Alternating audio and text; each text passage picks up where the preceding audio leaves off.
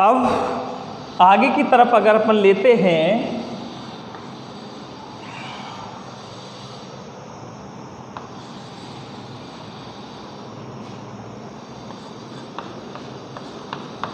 It has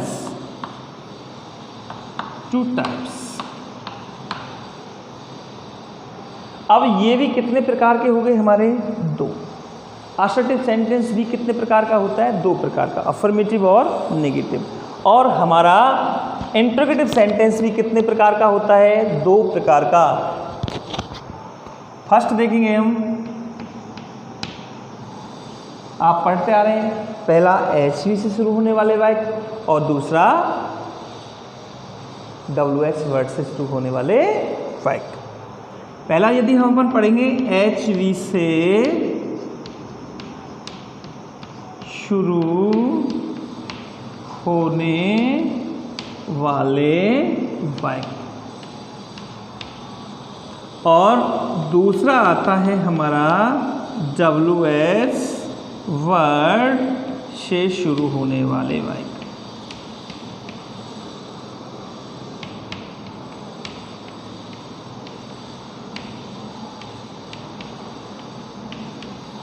HV से शुरू होने वाले वाक्य और WH वर्ड से शुरू होने वाले वाक्य। अब यानी कि इसको हम बोल सकते हैं आराम से अच्छे से कि स्टार्ट विद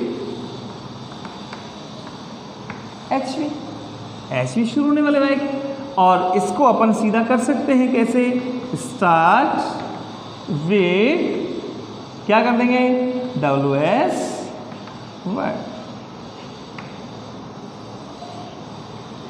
यानी HV से शुरू होने वाले वाक्य और WH वर्ड से शुरू होने वाले वाक्य। देखो WH वर्ड के बारे में विस्तार से हम फिर आगे पढ़ेंगे, वही वाली बात, लेकिन सिंपली आप जानते हैं who, whom, whose, which, what, when, where, how, why, how many, how much, how old, how far। ठीक है, तो ये जितने भी हमारे वर्ड हैं वो हमारे कौन से हैं? WH word.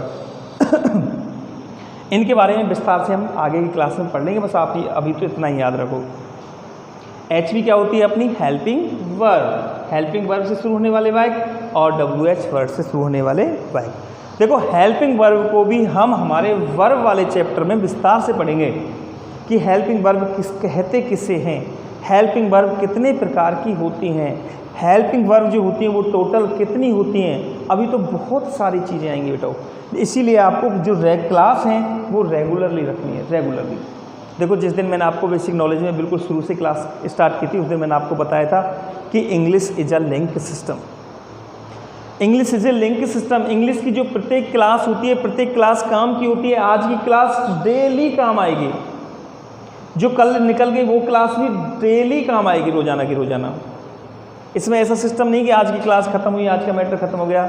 जो क्लास होती है इंग्लिश में लिंक सिस्टम होता है, सब कुछ चलता है। अभी HV वाले जो है सिस्टम ये अब भी आ रहा है, लेकिन HV का सिस्टम हम आने वाली कल या परसों की जो क्लास है अपनी, इससे नेक्स्ट जो क्लास आएगी उसमें हम आपके लिए हेल्पिंग वर्ब को पूरी तरह से खोल कर बताएंगे, बिल्कुल पूरी तरह से कि हेल्पिंग वर्ब क्या होती है। अभी आप इतना ही याद रख लो, क्योंकि थोड़ा बहुत टेंस तो हमने पढ़े ही हैं।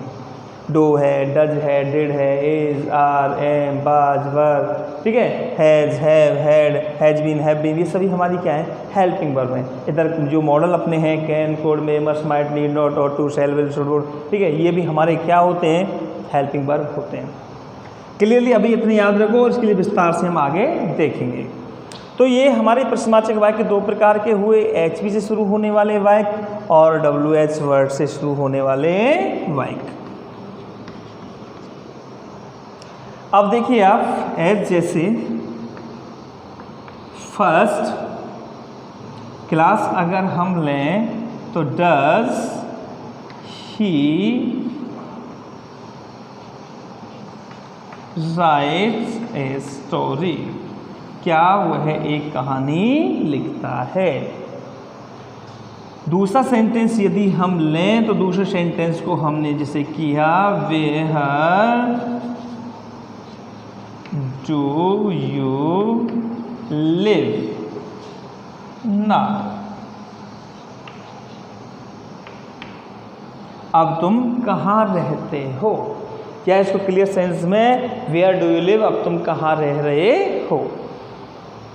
अब देखो दोनों की दोनों सेंटेंस के अंत में देख लो क्या है, मार्क ऑफ इंटरोगेशन। तो both are interrogative, both are कैसे हुए, इंटरोगेटिव, करेक्ट। दोनों सेंटेंस कैसे हुए हमारे, इंटरोगेटिव सेंटेंस हुए। अब उसके लिए उसमें ये देख लो इंटरोगेटिव सेंटेंस दो प्रकार का होता है, स्टार्ट विद HV और स्टार्ट विद WH वर्ड। तो फर्स्ट सेंटेंस देखेंगे, फर्स्ट सेंटेंस के शुरू में देखो क्या है, डज, यानी कि पहला सेंटेंस किससे शुरू हो रहा है, HV से। दूसरे सेंटेंस के शुरू में क्या है, वेयर, और वेयर क्या है, WH वर्ड। तो दूसरा सेंटेंस किससे स्टार्ट हो रहा है, WH वर्ड से। अगर पहला सेंटेंस HV शुरू होने वाला और दूसरा वाला सेंटेंस WH वर्ड से शुरू होने वाला, अगर हम दोनों सेंटेंस की बात करें तो बोथ आर इंटरोगेटिव।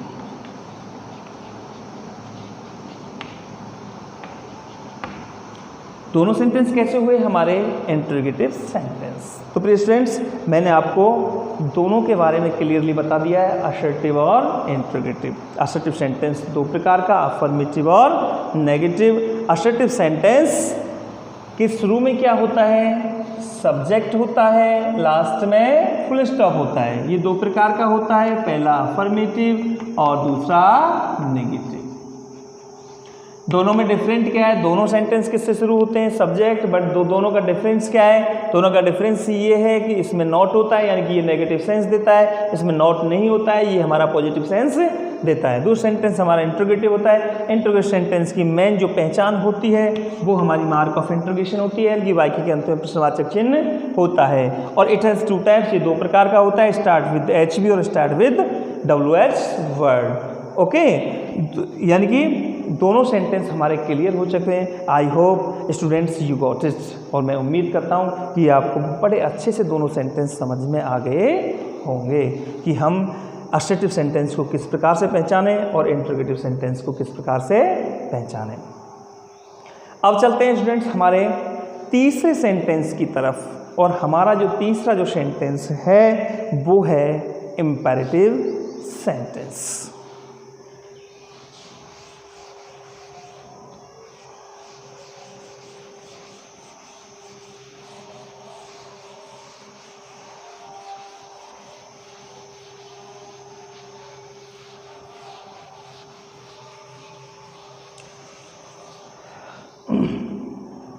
हाँ तो स्टूडेंट्स, अपना तीसरा वाला जो सेंटेंस आता है वो आता है हमारा इम्पेरेटिव। इम्पेरेटिव सेंटेंसेस,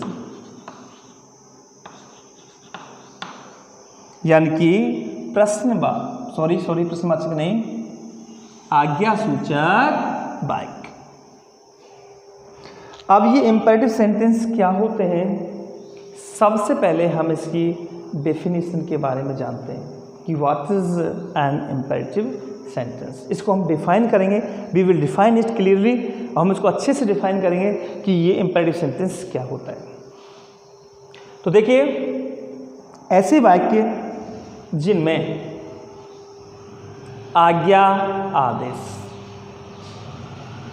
ऐसे वाक्य जिनमें आज्ञा आदेश, सलाह,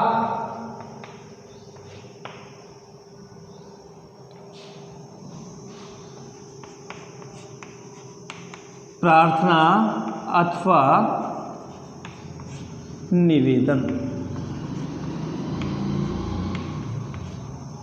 ऐसे वाक्य जिनमें आज्ञा आदेश सलाह प्रार्थना अथवा निवेदन का भाव प्रकट होता है वो सेंटेंस हमारे इम्पेरेटिव सेंटेंस होते हैं। यानी इनमें या तो आज्ञा का भाव प्रकट होता है, आदेश का या सलाह का, और या फिर प्रार्थना या निवेदन का।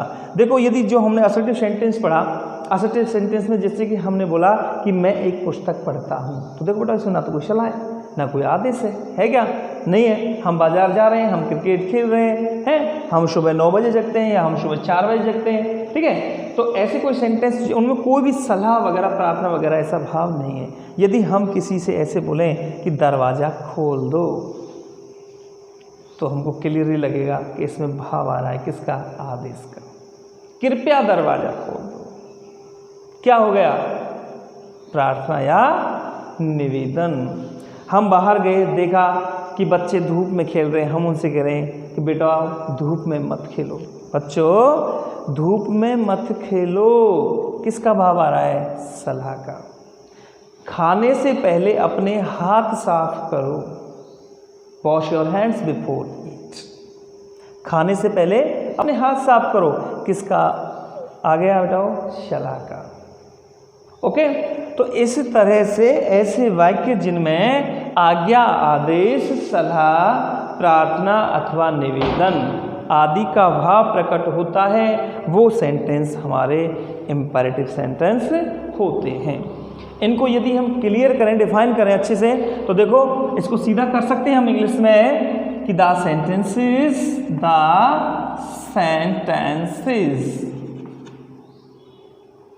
which express,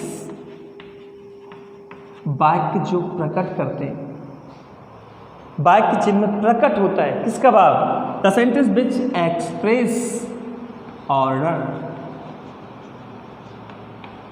command, the sentences which express order, command, और यहां पे कॉमा लगा देते हैं, देखो कमांड के बाद कमांड और एडवाइस और request. The sentences which express order, command, advice और रिक्वेस्ट आर इम्पेरेटिव सेंटेंसेस।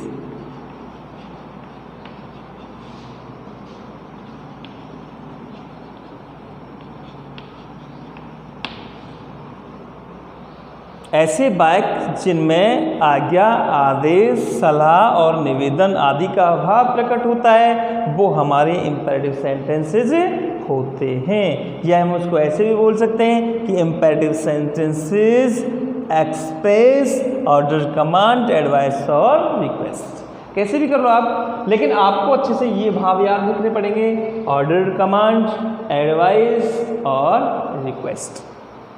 अगर वाक्य में इनका भाव प्रकट होता है तो वो सेंटेंस हमारे इम्पेरेटिव सेंटेंसेस होते हैं। अब आगे चलते हैं काइंड्स। देखो बेटा, हमने अब तक जो दोनों सेंटेंस पढ़े हैं, असर्टिव पढ़ा है और दूसरा वाला हमने इंट्रोगेटिव पढ़ा है। दोनों की हमने डेफिनेशन यानी परिभाषा अलग की है और पहचान अलग की है। ये अब हम तीसरा पढ़ रहे हैं अपना इम्पेरेटिव सेंटेंस। तो इम्पेरेटिव जो सेंटेंस है ये इम्पेरेटिव सेंटेंस अपना, ये इसकी परिभाषा हो गई।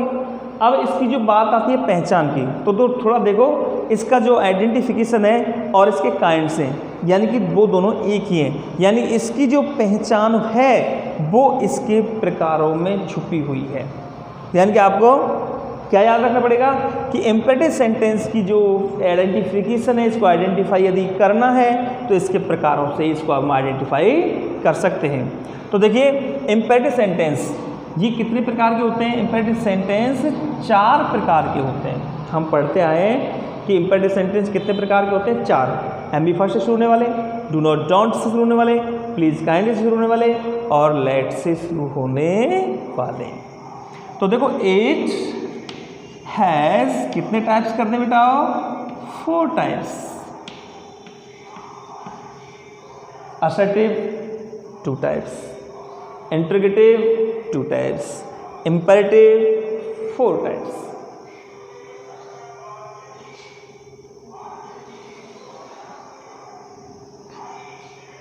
फर्स्ट,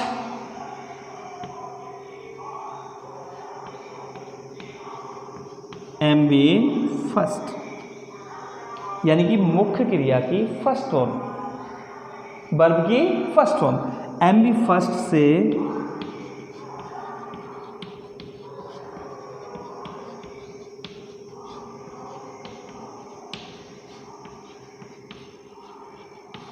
शुरू होने वाले वाक्य। दूसरा करते हैं हम डू नॉट, या डोंट से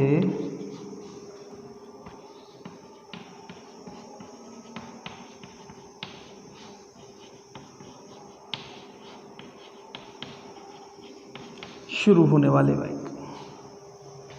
तीसरा है प्लीज या काइंडली से शुरू होने वाले वाक्य।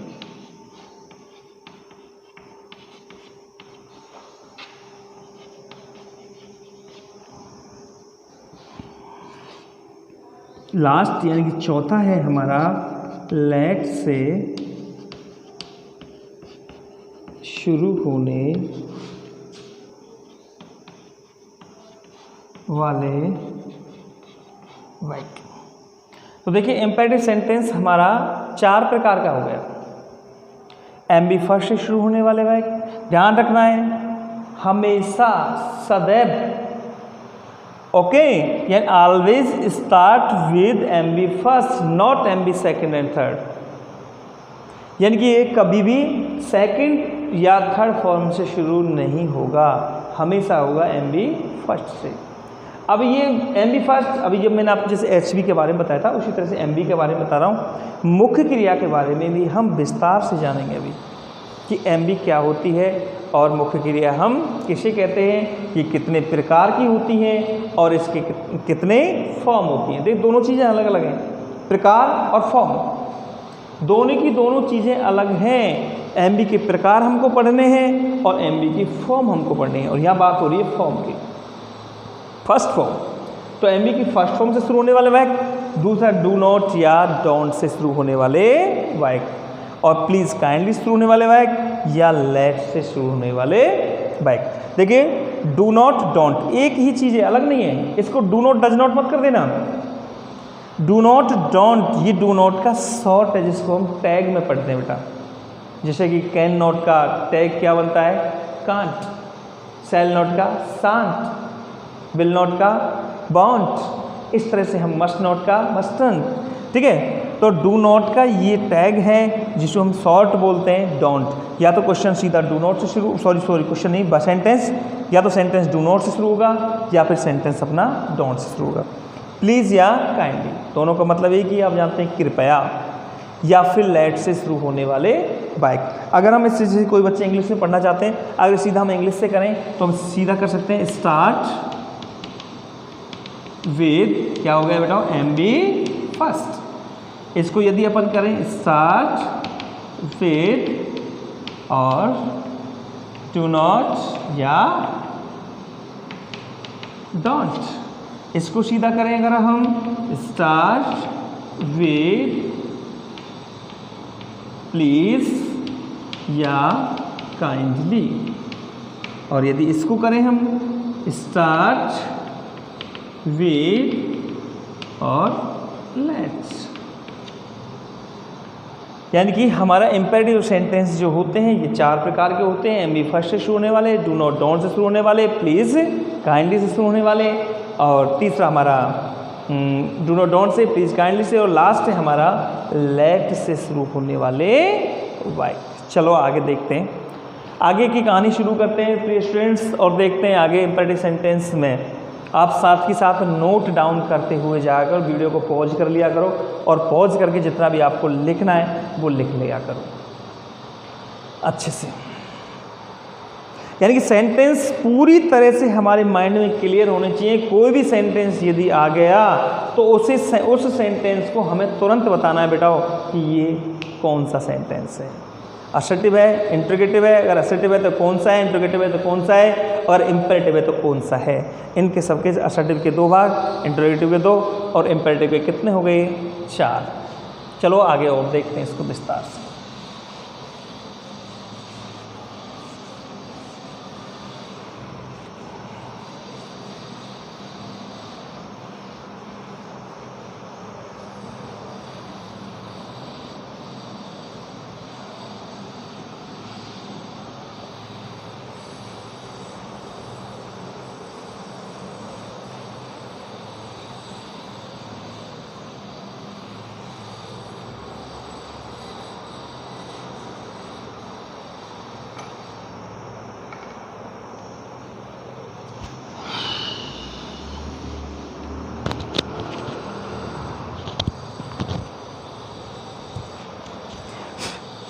देखो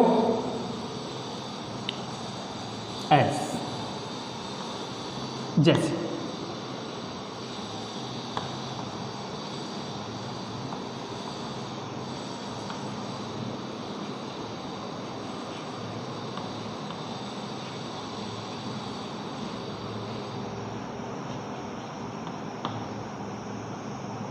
wash your hands before eat.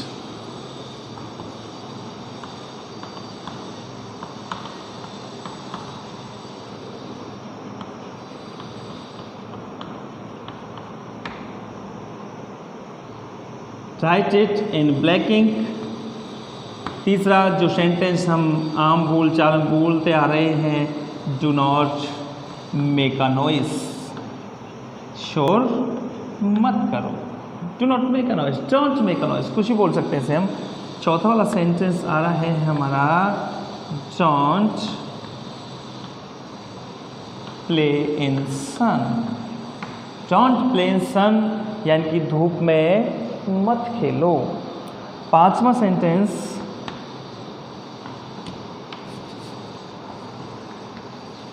Please give मी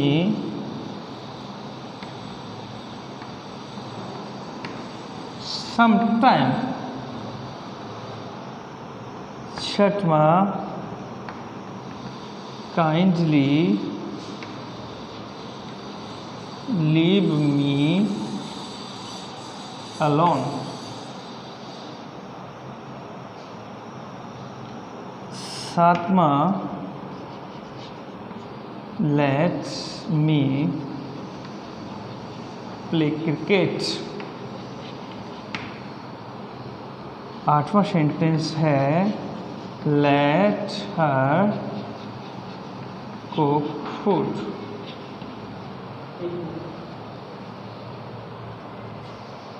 देखिए प्रिय स्टूडेंट्स, ये हमारे 8 सेंटेंस हैं और अभी हमने 8 सेंटेंस लिख दिए और इससे आगे का जो मसला है वो हम जानेंगे अपनी अगली क्लास में। तो आज के लिए बस इतना ही।